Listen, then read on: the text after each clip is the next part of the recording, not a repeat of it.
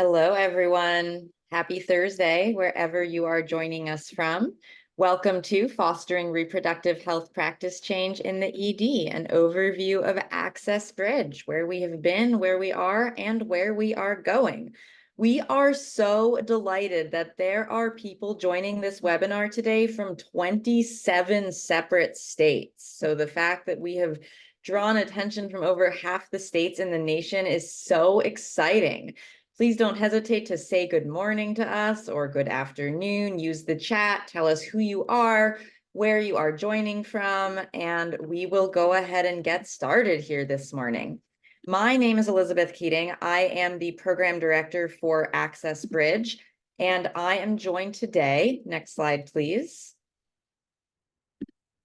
Oh, well, hello, welcome. Here we are.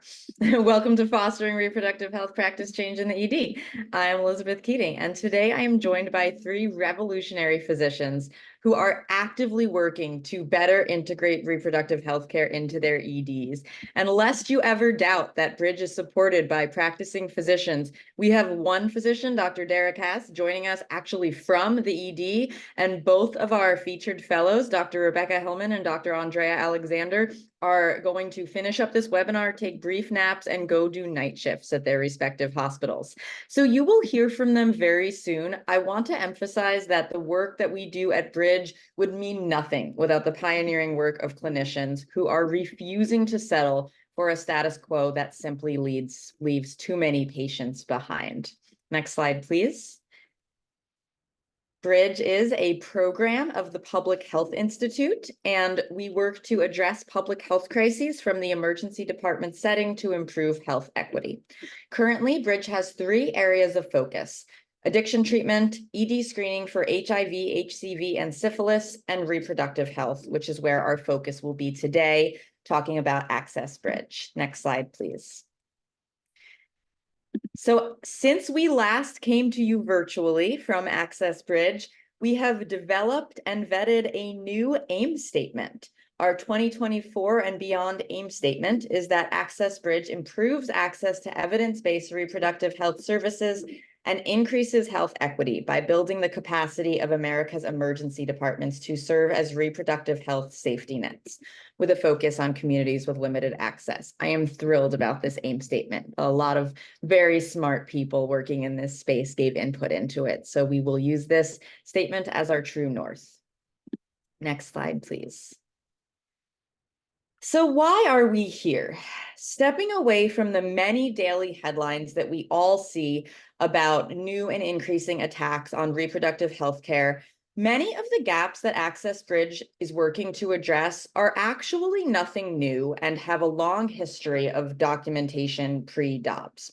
So we know that 1 in 3 people of reproductive age in America are living with very limited access to contraception. We know that nearly half the states in the country have formal abortion bans or are working on putting those types of bans in place. And we know that this is a racial justice issue, with patients of color having less access to and worse outcomes in every category of reproductive care that we can talk about. Next slide, please. In addition, we know that despite extensive debate and reform attempts over the last 50 years, the ED is simply where patients are coming for care. The ED is the primary source of care for many vulnerable populations, and this is a gap that we see in states that both did and did not expand Medicaid. Finally, we see that as of recent years, pregnancy-related emergencies make up one of the highest categories of patients that are presenting to the ED. Next slide, please. So bottom line, when we make the emergency department an access point for reproductive health care, we uphold this health care as a human right. We know from patient accounts that the ED is the first place that patients go when they face a pregnancy emergency. Next slide, please. We see this in every story that makes it into the major news in the post-Dobbs era. From those stories that have gone very viral, like Kate Cox's story at the top of our slide here, and all the way down the line of the many brave patients who have received subpar care in an ED, faced complications, and then gone on to tell their story. So beyond media headlines, this is a trend that we have seen within Access Bridge since we launched our clinical fellowship that we're going to tell you about today. Our founding clinical director, Dr. Kelly Pfeiffer, runs a medication abortion clinic in Kansas and has seen at least 3 patients who, by the way, were all women of color. They were turned away from emergency departments in states with abortion bans after the ED physicians were unable to actually correctly diagnose their pregnancy emergency.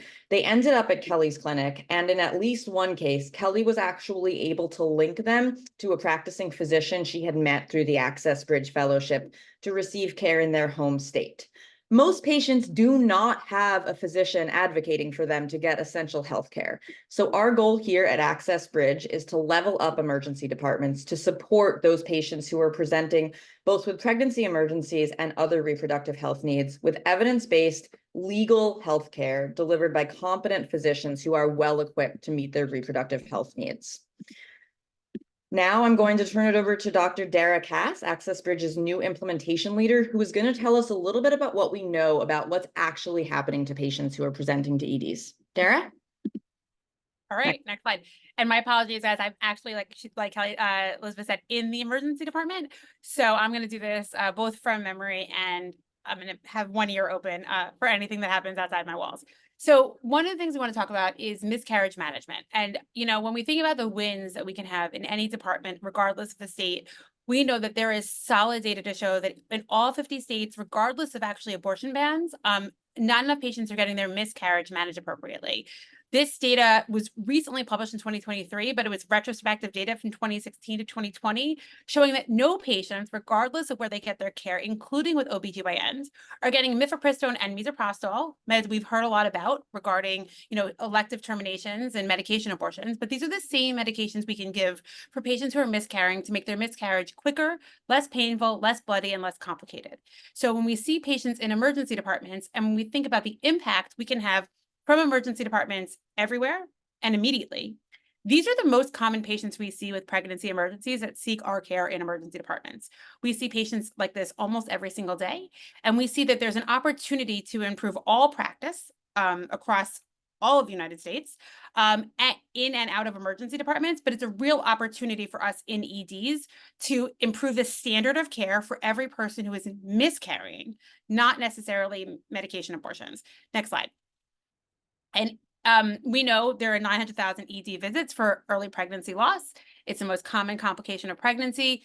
Patients who come to the ED for pregnancy loss and questioning if their pregnancy is going to go on are often uninsured. They're often patients of color. They're not always, right? This is a chance to be effective for patients across the spectrum, but we know that patients that don't have access to quick primary care in pregnancy, especially early pregnancy, may seek their first pregnancy visit in an emergency department and even their first few visits in an emergency department. The other issue, which is complicating factors, is that patients in states with restrictions are often having a harder time seeing patients in their first trimester, to see a doctor in the first trimester, because those restrictions are creating a barrier to access for all patients in the first trimester until their pregnancies have declared themselves as staying. So we know there's going to be more patients in early pregnancy loss presenting to emergency departments. Go down to the next slide. And this study, which I found fascinating, was also published in 2023, which shows us that, like I said, all clinics, not just ERs, do not manage early pregnancy loss well and do not give enough medication, and ERs do it worse. So this study of hundreds of thousands of patients found that patients were literally twice as likely to get their medication management if they did not seek care in an ED. So the opportunity for clinical improvement for all patients coming to EDs is immediate. And this is, like I said, a very common complaint we see in the ED, and a really important way for us to increase the standard of care. Next slide. This is a study that was done from Bridge Fellows, which is very exciting for us, that just won a poster award. And it's basically reflecting exactly what this study in 2023 showed, which was that narrative sorry for the overhead, narrative stories about patients that had come to the ED with early pregnancy loss in a restricted state. These are from Texas, did not get medication management early, came back to the ED multiple times and ultimately needed interventions. And again, these are patients that are losing their pregnancy. These are not patients seeking a medication abortion. But we can see that the opportunity for improvement is very, very real. Next slide. Yeah. Okay, so I'm going to hand it back to Elizabeth, and she's going to be able to talk a little bit more about our opportunities for a new standard of care. Thank you, Dara. And I am so proud of our fellows in Texas who won that award at their hospital for that study. So thank you for sharing that with us today. Today, we would like to introduce you to the way that Access Bridge is rapidly interrupting the trajectory you just heard about from Dara, and tell you about what we believe is becoming the new standard of care in EDs. Next slide, please. So what we know about building change from the ED, which we do know a lot about at Bridge, is that giving doctors clinical guidelines is critical, but it's not enough.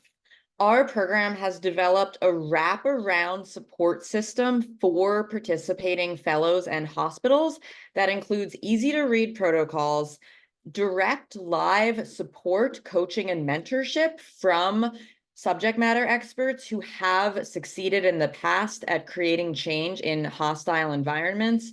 And we not only provide clinical guidance and coaching, but also everything else somebody might need to make change in a hospital setting, including information on getting new medication onto formularies, template slide decks to change their peers, and other messaging and talking points that they're going to need based on where they're working. Next slide, please. As of last October, we have been supporting 22 extraordinarily motivated clinicians who are working in 13 states to pilot these protocols. They meet monthly. We talk to them quite a bit in between the meetings, and they have been working with departments within their hospitals, including OB, pharmacy, and hospital leadership, to implement these protocols. Next slide, please. We have released protocols on early pregnancy loss, depending on your clinical setting. We have 2 versions of that protocol. We also have protocols on access to contraception and emergency contraception from the ED. And we are working on protocols for ectopic pregnancy and medication abortion where that is legal. The next slide shows you a little bit about what the protocols look like. And next slide, please. They are 1 page. They are easy to read. They are meant to be pulled up when a physician is working with a patient in real time. So the Access Bridge Fellowship is staffed by physicians who are working in a variety of diverse political and geographic settings. So we do have folks practicing in states that are working on expansion policies around reproductive health. And then we also support fellows who are working in states who are facing quite the opposite. So rather than hear more from me, we would like to introduce you to 2 of our Access Bridge founding fellows. So we can take the slides down and pull up Dr. Hellman and Dr. Alexander. And I would like to ask them to introduce themselves, tell us where they are practicing, and then we are going to have a bit of a conversation. And we do want to hear from you who has joined this webinar. If you have questions about the future of reproductive healthcare in EDs, or for Dr. Hellman or Dr. Andrea specifically, please use the chat to talk to us. So Dr. Andrea Alexander, tell us who you are and where you work. All right. So I'm Andrea Alexander. I'm an emergency physician in Indiana. I work for Indiana University and Indiana University Health. I am the associate program director for their emergency medicine residency. I'm also the medical director of health equity for the IU Health System. And I'm a public health researcher that focuses on reproductive health in the emergency department. Great. And Dr. Rebecca Hellman, tell us who you are and where you practice. I am Dr. Hellman, and I am fangirling super hard over Dr. Alexander just in general, because I have appreciated working with folks who are in restrictive states as I am in an access state. But I am currently practicing in New Jersey. I work at Hackensack University Medical Center. I also am pursuing my master's in education, which I'm sure, as you'll hear later, has been a large focus and a huge component for me of this fellowship is to really utilize my position as an educator to further sort of help educate others from this position. Thank you. So I have been supporting emergency physicians in my role at Bridge for about 5.5 years. And I think one word I would use to sum all of you up is you're busy.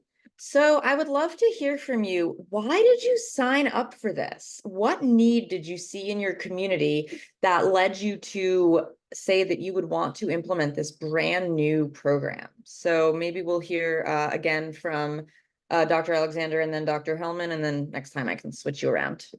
So Yeah, yes, busy is an understatement. But so I've been passionate about reproductive health for a while. Actually, other than doing my medical degree, I also have a MPH and a PhD, where in that work it was around reproductive health. And when I moved from New Jersey, so I actually did my training in New Jersey. I'm from New Jersey, and I moved to Indiana. And it was a bit of a shock. I was in a completely different environment, but still very passionate about reproductive health. And, you know, I started to, when I came here, I started to work towards change with the way that we cared for our patients regarding their reproductive health issues in the ED. And like a lot of the things like Dr. Cass was saying about miscarriage management, like I noticed right away we were not doing that well. That was the first thing. And then another thing that I'm very passionate about is contraception access. And so we weren't doing that well. So I've been working to do these things, but it's been slow. And with the fall of Roe, it got even worse here in Indiana. And so I needed a community that I could help create new ideas, people to, you know, bounce ideas off of, people that can support you when you're hitting those roadblocks, and give you the resources that we need to actually put these protocols and programs in place. And so I thought that this fellowship would help. So that's why I joined it, and it absolutely is doing all of that for me. So. thank you. Dr. Hellman? I finished my training in New York City, and I think I was really surprised at how many women were getting any of their reproductive health needs from the emergency department as a primary source. And that was actually pre-Dobbs. I think since then, numbers have only escalated in terms of there just being this access issue. So starting in residency was really where my interest was piqued in terms of that. And when I looked around as a resident, I realized that my education on this and how to treat it from the emergency department was really not where it should be. I spent a lot of time having to look things up and calling OBGYN to really understand what my role was as an emergency physician.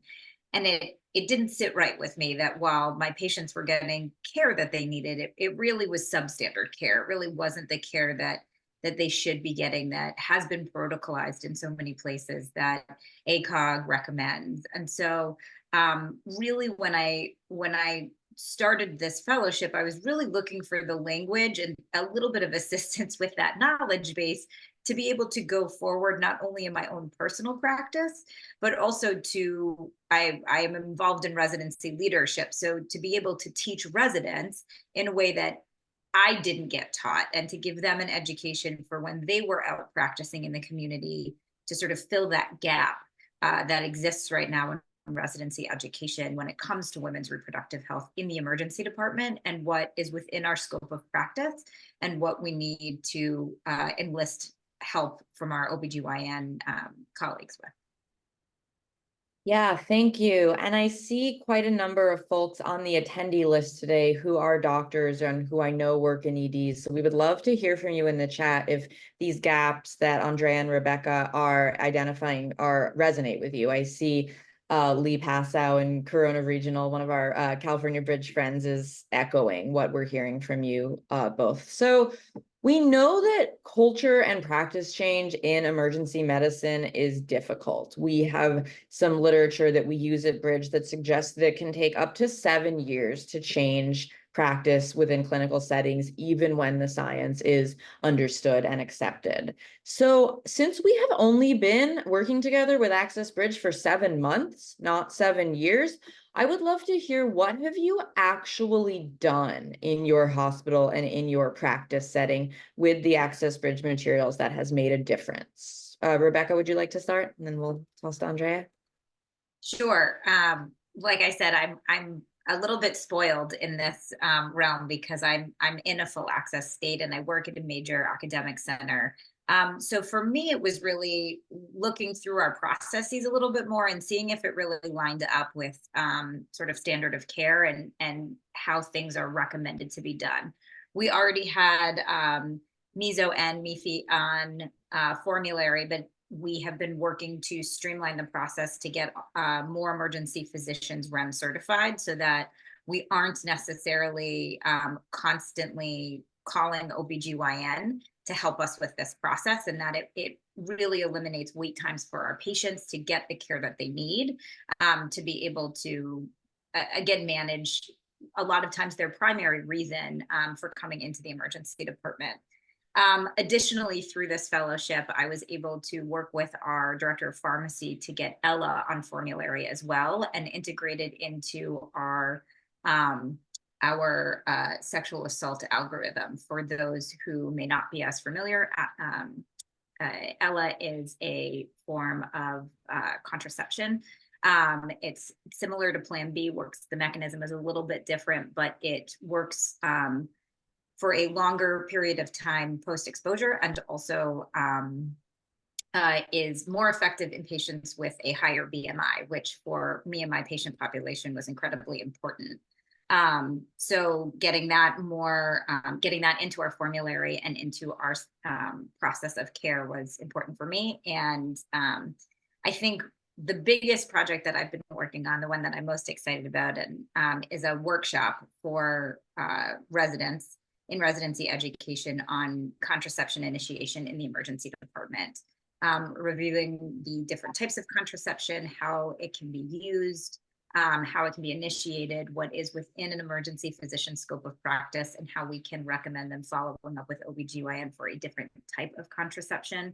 That piece, and I'm sure I'll mention it later as I go into more detail, but that working on that workshop, developing that workshop with my OBGYN colleagues and some emergency physicians from across the country has been a really big proponent of this fellowship, and one that I'm very excited about moving forward. Great, thank you. Andrea, what have you actually done with the Access Bridge resources?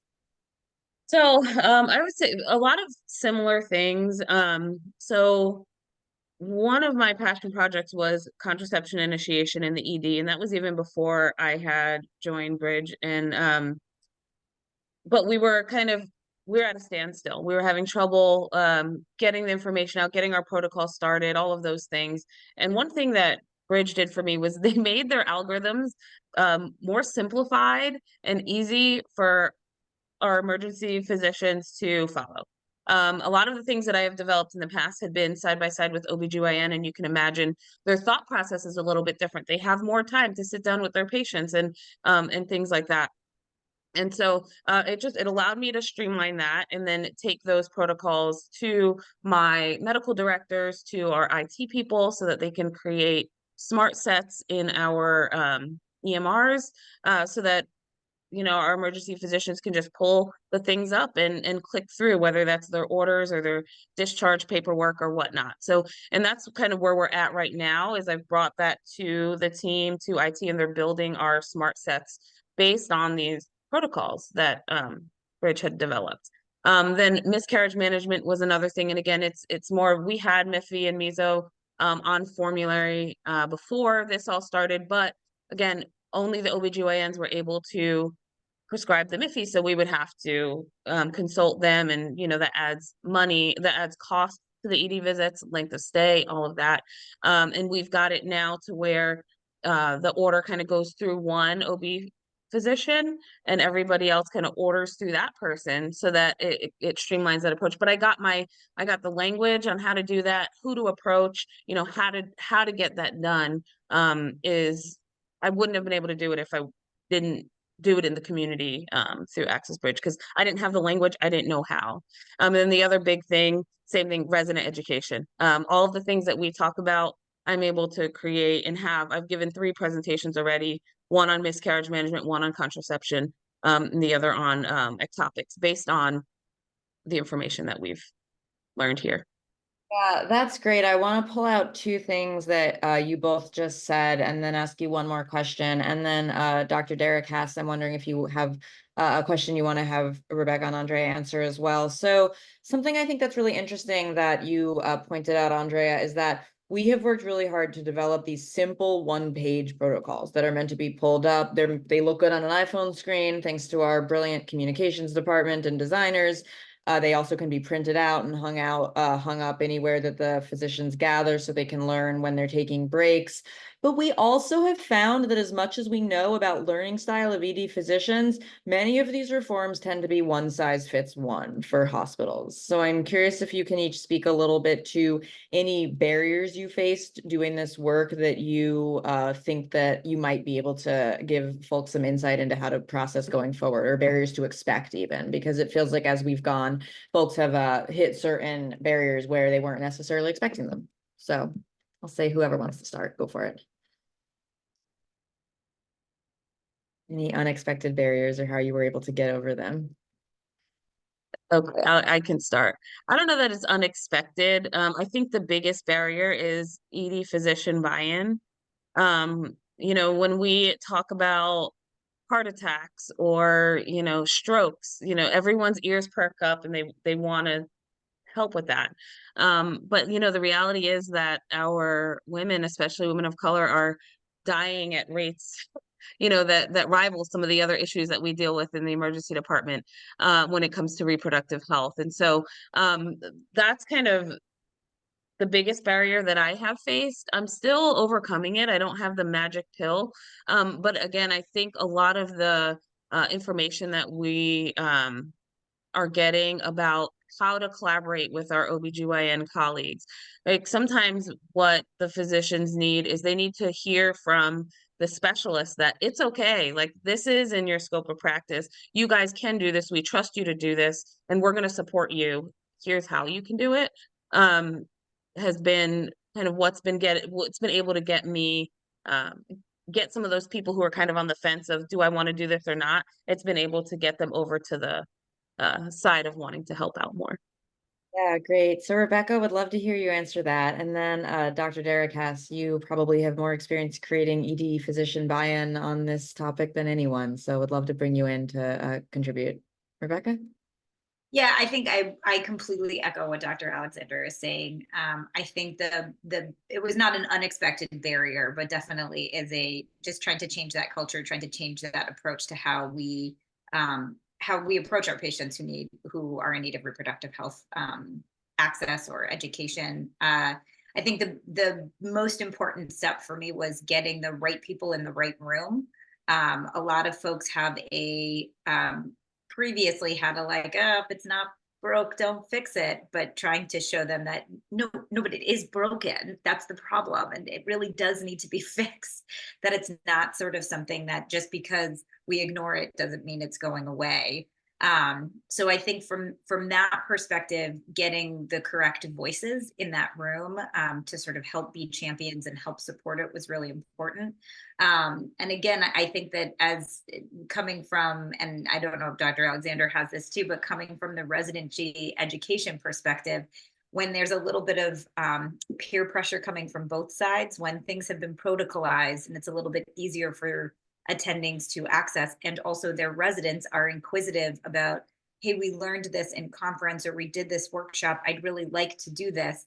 And also it's very easily available on the computer. It's hard to argue. No, it's hard to say, well, I'm just not sure, or it influences them and sort of pressures them a little bit to educate themselves or to ask more questions until they are comfortable. So I think that some of it is just small incremental changes in the right direction that sort of slowly, ultimately sort of turn that ship to be heading in the right way.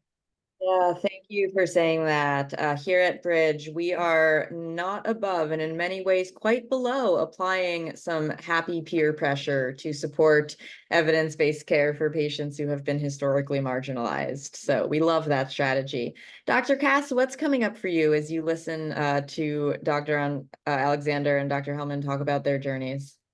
Well, look, I think that you guys are awesome.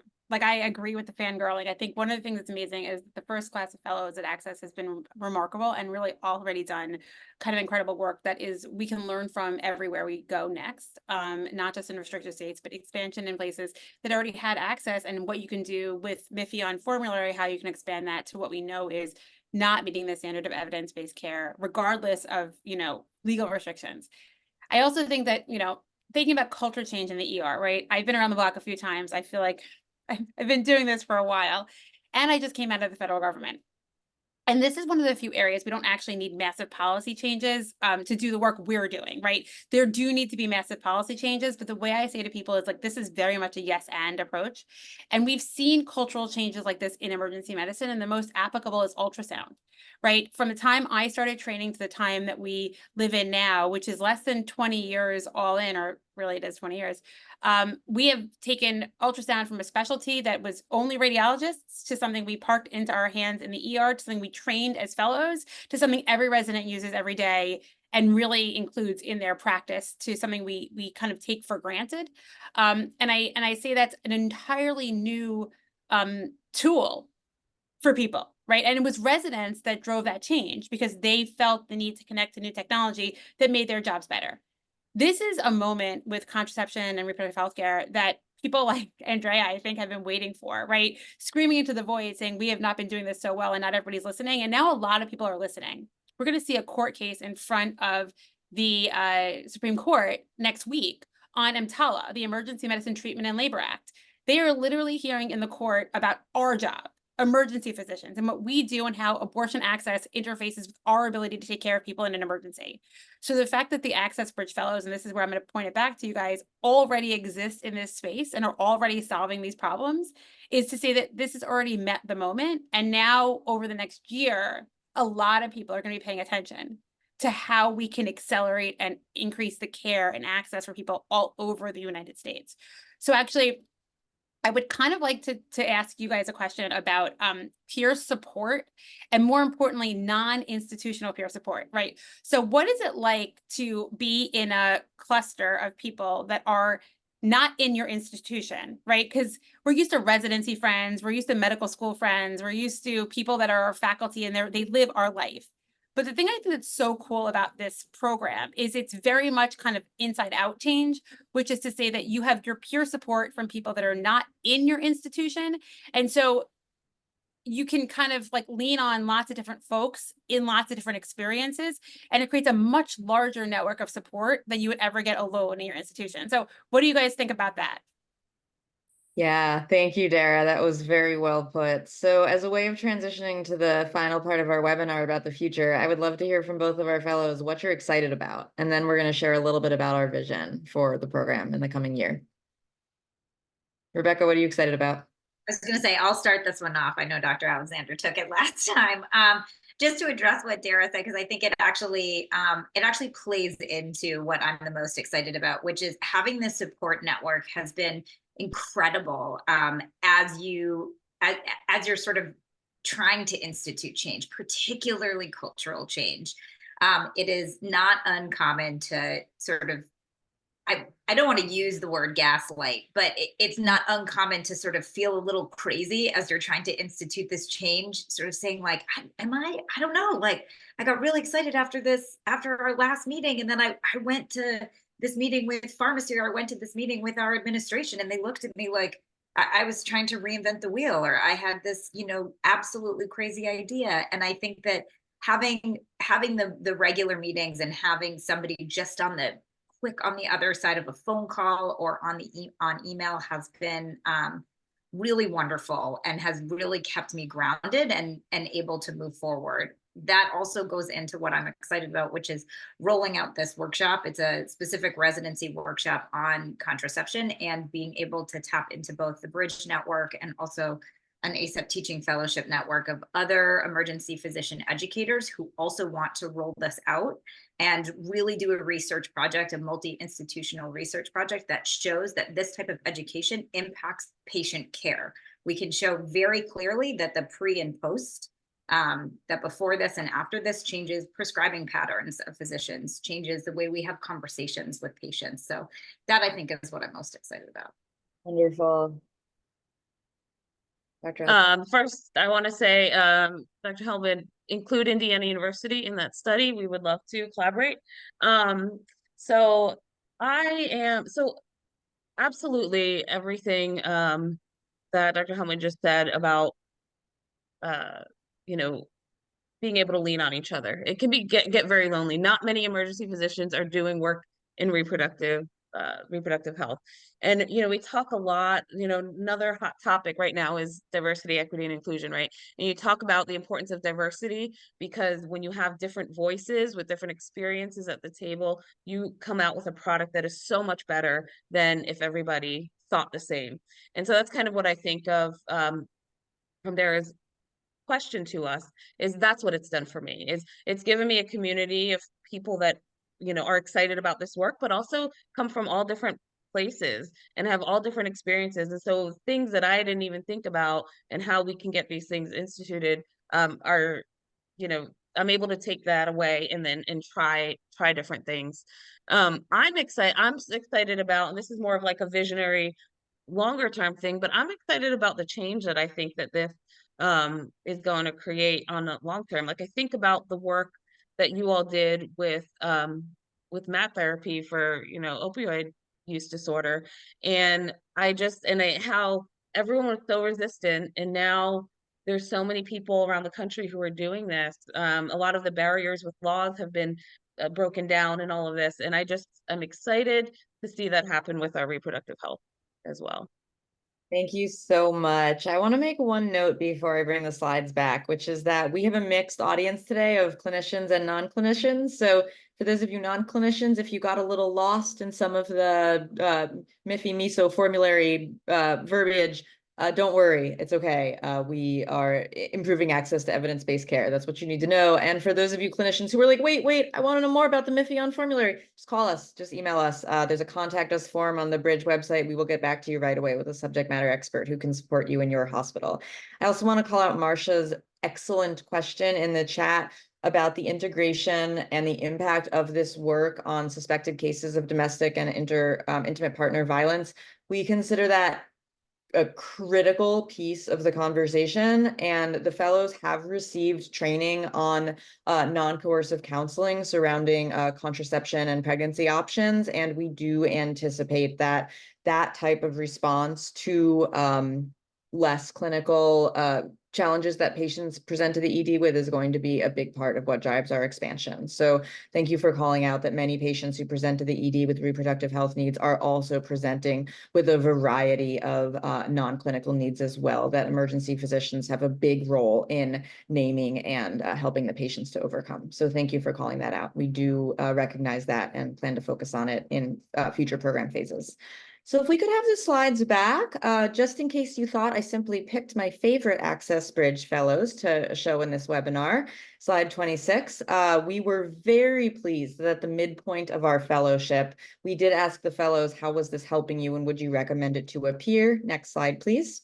And delightfully, they pretty much all of them reported that the fellowship was extremely useful to them, highlighting some of the tools that our guest fellows spoke about, like the training tools to talk about their peers and the ability to help define the problem, so that when peers think that maybe something isn't broke, it doesn't need to be fixed, we give the fellows the ability to define what actually could be the true north for this care.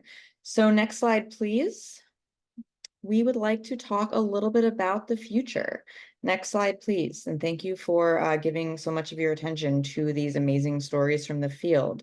Dr. Cass, do you want to speak to some of the ideas that we have for the next year? How much time do we have? Okay. So I think, I think that those of us that think about this a lot, the moment we're in and the opportunity we have, and I will just frame out to say that a lot of the other work I do besides with Access is understanding the landscape of opportunities in reproductive healthcare everywhere. And even things like starting contraception in emergency departments and pivoting to primary care is a really important additional resource for patients all over the United States. So what are we thinking about? Well, we're thinking about obviously scaling fellows, right? You can see that every fellow has a larger downstream effect to the other physicians in their department, physicians in their health system. Most people don't know this, but in a lot of departments, and I think Dr. Hellman can talk about this too. There are physicians that work in like 5 or 6 EDs. And so if they learn practice change in one department, they can then bring that to 5 or 6 departments. And that happens a lot in rural America. So in states that have restrictions on access, we're also seeing the opportunity to change culture at lots of departments, even just if we invest in one emergency department's beginnings of practice changes. One of the things that they both talked about, which I think we all do a lot of, is rooting this in education and in research. So expanding the education and the research arms of access to make sure that we're teaching residents, that we're teaching faculty, that we're showing up at the large conferences, that we're speaking to the large audiences at the American College of Emergency Physicians, which are traditionally very conservative organizations, but bringing and elevating that conversation to meet this moment, and also continuing to contribute to research. I think Dr. Alexander said this, and I think it's so important. A lot of this practice change needs to be documented. And so if we can prove that there are opportunities for improvements of care and that these interventions do improve care, we can have even more partners and more investments and quicker change. And then I think, the last thing is to make sure that we have our allies outside of emergency medicine. So this is not the solution. This is one of the many needs we have with public-private partnerships, with innovative solutions, with making sure that everyone is doing what they can in the moment, making sure that people in restricted states are doing everything they can under the legal purview of where they practice, but also that expansive states are supporting the clinics around them, right? Rebecca and I both work in states that are permissive, which means that our Planned Parenthoods around us are seeing more patients than ever before from other states. So what can we do in our EDs to decompress their needs? Can we take care of patients who are miscarrying here so that they don't have to go to a Planned Parenthood, which may be seeing somebody from another state who's seeking to terminate their pregnancy, right? There are health system-wide and kind of social justice and reproductive justice systems that we are a part of that we don't traditionally think of ourselves as integral to. And this opportunity to integrate ourselves and to be partners in this work is another thing we're thinking of for next year. And the last thing I will say is mentorship. We both, Dr. Alexander and Dr. Hellman, are our educators, our residency directors, right? Who are there to teach young residents and fellows. So we are thinking about if we want to pair people institutionally to really have like key partners, or do you want to have people be paired, extra institutionally? But what does it look like to have, peer mentors to start, and also expand that broader? So there's a lot of opportunity. What I can say is we are at the beginning of this work, and I think we've all said this, I think we can make this change actually pretty quickly, because the need is there, the moment is upon us, and it is literally something that every American is talking about now almost every single day. And so everyone wants to be part of that solution, even if they never thought this was their problem before. Thank you, Dara. So we'll go to the next slide, which is simply a way of saying thank you for your interest in supporting our long-term vision to turn the emergency department into a true safety net for reproductive health care, just like every other area of medicine. So we'll go to the next slide, which is, can you go to the next slide after that? Sorry. So we need funds to do this. We have found that just a little bit of funding for the Access Bridge Fellows gives them the credibility and held time to make these changes. We are actively fundraising for our next round of fellowships and for the ability to scale our new protocols, specifically around miscarriage management, contraception and emergency contraception, ectopic pregnancy, and medication abortion where it's legal. So Access Bridge's fiscal sponsor is the Public Health Institute, which is a 501c3, and we have all manner of answers to your questions about donating any amount, large or small. So thank you for considering making Access Bridge part of your giving planning. So this is a QR code that takes you to our donation page. You also will receive this information in a post-recording email, and we are happy to answer any questions about donations at any time. Again, large or small, we're very grateful to have you supporting this work. So I'd like to pause now to see what questions folks who are with us might have. And gonna cold call a couple of people, not being exactly sure who somewhere they might be able to unmute, but I know we have a Bridge founder, Ariana Campbell, on this webinar, and she was actually the driving force that allowed us to launch this program at a single hospital in a conservative rural area of California. I would love to hear from Ariana if you have any thoughts about scaling this care nationally based on your experience scaling MAT. I'll give Ariana a moment just to see if you can come off mute. Yeah, I'm here. I mean, can you hear me? Sounds good. Oh, good. So, yeah, I mean, this is actually really inspiring work. So it was amazing for me to hear what everybody is doing right now, and it's very similar. It's doing the right thing for folks in the emergency department, given the massive impact we can have. I just see such opportunity and what an amazing group of people who are driving this work. And a lot of these barriers are the same things that we have seen nationally for substance use disorder care. And it really is taking on that ethos of we have this opportunity, we have, access to people who don't have access anywhere else. So it's amazing to see what we can do when we do the right thing for people. So anyway, I think this is really incredible work, but thank you. Thank you, Ariana. And yes, this recording will be shared in a post-event email. So thank you so much for your time in joining us live. I'll pause for any additional questions or anyone else who wants to chime in. And otherwise, I think we can go to our final slide here, which shares my contact information. Now, I am not a busy emergency physician who is taking a nap before a night shift. I am just over here at my computer, so you can email me anytime and you will get a response quite rapidly. I would love to hear from you about what you're doing in your community to support access to reproductive health care. So thanks, everyone. I'll pause for about another 30 seconds for any questions that might come up, and then we will get our amazing and inspiring fellows to their naps and their night shifts. So thank you so much for everything that you all do to take care of the patients in your community. It's so critical to the social fabric that we all share. Thank you. And thank you to the Master Bridge Communications team for the production of this webinar today.